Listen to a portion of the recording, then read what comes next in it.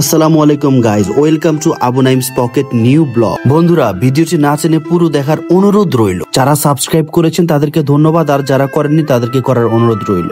Guys, একটা গ্রামে এসেছি, দেখার মতো একটা গ্রাম। এই গ্রামের পরিবেশটা আসলেই সুন্দর। তো হঠাৎ চলতে পথে দেখতে পেলাম কিছু ভেড়া নিয়ে একজন রাখাল আসছে, দেখে তার সাথে একটু কথা বলা যাক। হ্যাঁ, আসসালামু আলাইকুম। ওয়ালাইকুম সালাম। ভাইজান কেমন আছেন? এই তো আলহামদুলিল্লাহ, ভালো আছেন?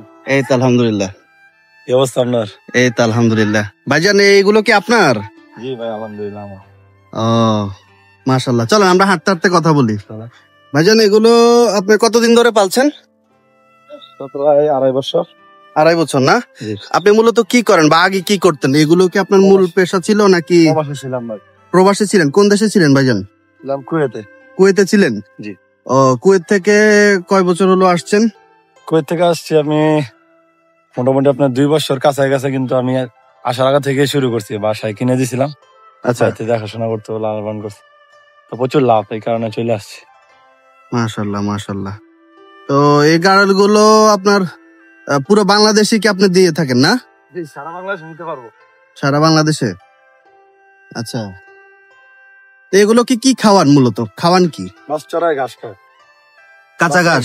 হ্যাঁ। তার মানে একদম বাড়তি কোনো কিছু ফ্রেশ লাগে না। ফ্রেশ Fresh সবকিছু, ঘাস। মানে বাড়তি কিছু লাগে না। এই হাইব্রিড জাতীয় কোনো খাবার দাবার না? না না, আপনার দানা খাবার, কোনো ফিট, হুম, কোনো আপনার ওষুধ আলাদা কোনো কিছু লাগে না। আল্লাহর রহমতে শুধু ছেড়ে খাইবো, শুধু ঘাস।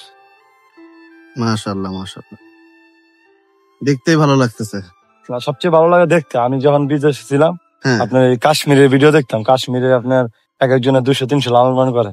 তারপর আচ্ছা। আমি ওইখান থেকে এই মানে উদ্যোক্তা হয়েছি। তো এখন আলহামদুলিল্লাহ আমার 100-র উপরে ছিল। দেখেন বিক্রি হয়ে যেতেছে, মাল বিক্রি হয়ে যায়।